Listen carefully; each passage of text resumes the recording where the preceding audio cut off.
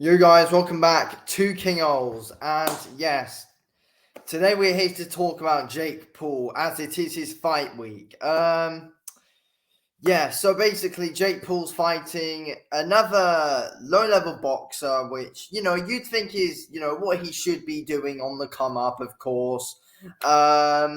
And yeah, that is what boxers do. They fight low-level they fight journeymen or lower-level guys when they're building their way up, which is the right thing to do.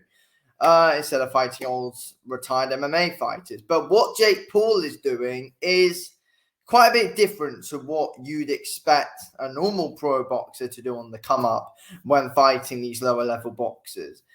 So, Jake Paul's last opponent, Andre August.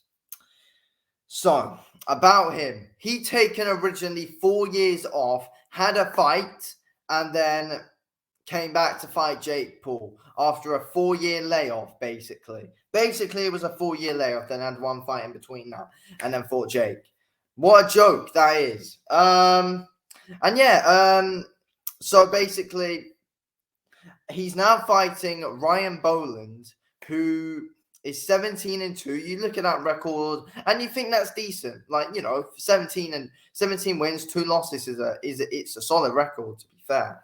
But when you look at who Ryan Boland's been fighting, you would understand that is not a good record whatsoever. You can go and look up Ryan Boland on BoxRec right now. When you've got a record of 17 wins, and they're literally all against three of them again. 3 of his wins are against guys with winning records. Apart from that, all of those rest of those wins are losing records. When you got 17 wins, you expect to see a good amount of those wins against guys with winning records. You can also go and look at Andre August's spot track as well. He barely beat anyone with a winning record. He was like 10-1 or something. So we're looking at Ryan Boland now, who Jake Paul's fighting this weekend. Ryan Boland has actually had a 6-year layoff and 1 fight in between that. A 6-year layoff, no fights. Then he's had 1 fight after 6 years where he got the win. And now he's fighting Jake Paul. I know exactly how they're finding these opponents as well, though. I've got information on how they're doing it. I've been looking this shit up. So you have to be a former Golden Gloves world champion to be against Jake Paul. So you've got to have something about you. Andre August was a 3-time regional Golden Gloves champion. So yeah, so they're looking up opponents to see who's like a Golden Glove winner. They've dug up these 2. Then Andre August, his previous event before this, was a 2-time Texas State runner-up. I don't know what that is. And then we look at Ryan Boland. He's also got something else about him other than being a former Golden Gloves champion.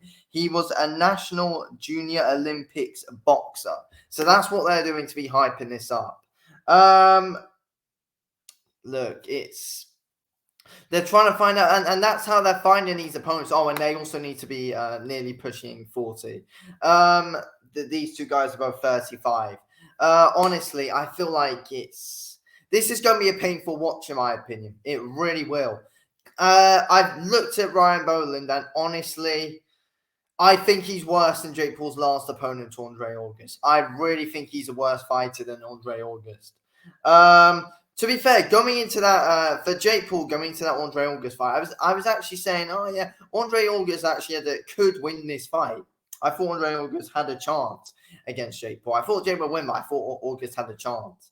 Because, he actually looks all right. Andre August looked like he had decent power in his hands and set up his shots well. Ryan Boland does none of that at all. His footwork is all over the place, makes the basic defensive errors. I'm not going to lie. He just seems like one of those guys who you've just taken out to a pub on a night out, Ryan Boland. He does. It's just that he's just not got anything about him whatsoever. His style's really reckless, doesn't feint, doesn't really do any of the basics either, to be fair, and just makes the simple errors. Who is this guy be? I just don't know. I just don't know. He's got 6 knockouts out of his 17 wins, apparently. But yeah, look, this isn't going to be good for Ryan Boland at all. Jake Paul's easily going to win this fight. And, it's not because, Jake's a really high level guy. He's not. But, it's Jake Paul. He's really smart with these guys who he's picking out. Really, really, really bloody smart with these guys who he's picking out and wanting to fight. Because Ryan Boland's not it. This isn't the kind of guy who you'd see this isn't like the level that you'd see like a Tommy Fury fighter or something. Like, Tommy Fury fights way better. The guys that Tommy Fury's for, the lower level guys that Tommy Fury's for, are better than Ryan Boland. Trust me, like they are. They are. A few of them are better than Ryan Boland. He's got a good few on there who are better than Ryan Boland. 100% he has.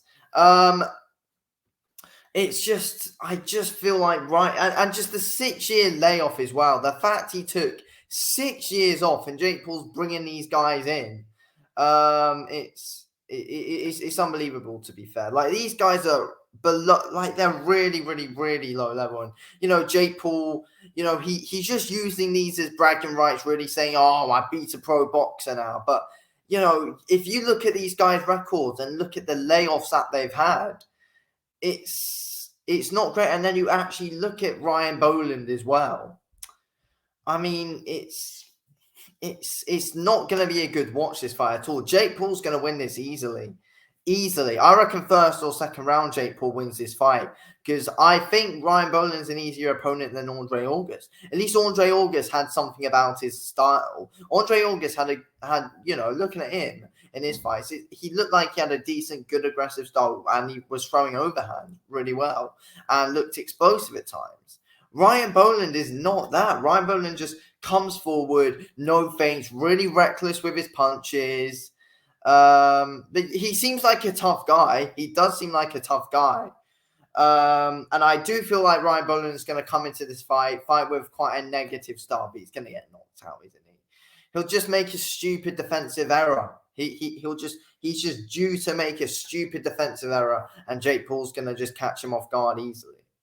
And those 6 years out are not going to do Ryan Boland any good either. They're not going to do Ryan Boland any good, taking 6 years out of the game.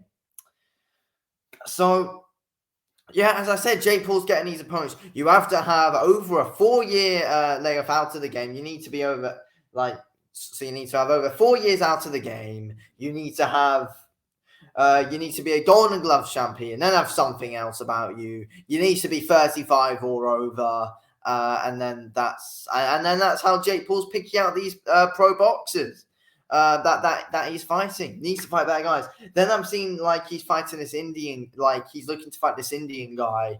I forgot what his name was, but he's like an Indian champion or something. He's looking to fight him. He's a super lightweight.